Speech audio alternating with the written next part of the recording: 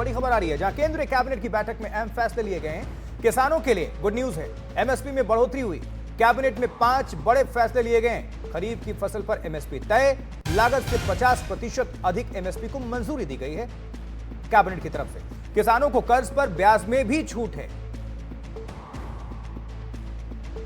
लगभग 7 करोड़ 71 लाख किसानों को इस योजना से सीधे बेनिफिट पहुंचेगा, लाभ पहुंचेगा। मोदी सरकार ने एमएसपी में बढ़ोतरी की है। किसानों के लिए यह गुड न्यूज है। एमएसपी में बढ़ोतरी, किसानों को फायदा। अब तक 7,71,000 किसानों को इससे फायदा पहुंचेगा। तो ये बड़ी खबर, गुड न्यूज, किसानों से जुड़ी हुई, उनके लिए एक राहत, एक अच्छी खबर। किसानों को कर्ज पर ब्याज में भी छूट। अश्विनी वैष्णव का यह ऐलान कैबिनेट बैठक के बाद।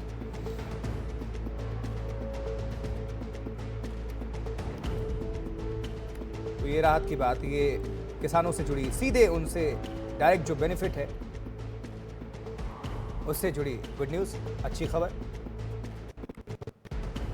और इसका इंतजार भी कर रहे थे किसान, और किसानों को यह सौगात उनको बहुत राहत प्रदान करेगी। केंद्रीय कैबिनेट ने अहम बैठक की और इसमें अहम फैसले लिए गए।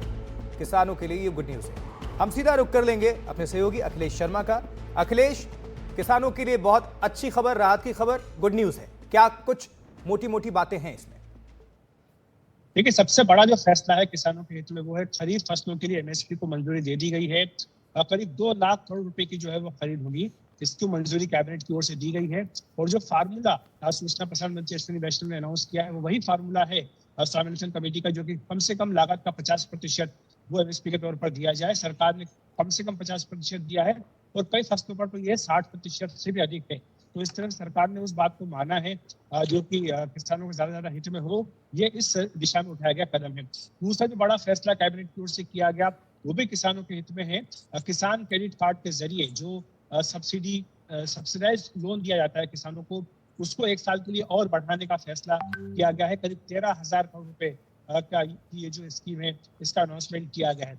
इसके साथ ही इंफ्रास्ट्रक्चर को लेकर के भी कुछ महत्वपूर्ण फैसले कैबिनेट की ओर से किए गए हैं। इसमें एक महत्वपूर्ण फैसला है रतलाम नागदा के बीच में जो रेलवे लाइन है उसको 4 लेन करना। ये वो जंक्शन है, रतलाम जंक्शन, जो कि नॉर्थ और वेस्ट को कनेक्ट करने में बहुत बड़ा सेंटर बीच में होता है, बहुत बड़ा जंक्शन ये है। और यहाँ पर ये 4 लेन करने से जो ट्रैफिक है, रेलवे ट्रैफिक है, उसको इससे काफी मदद मिलेगी।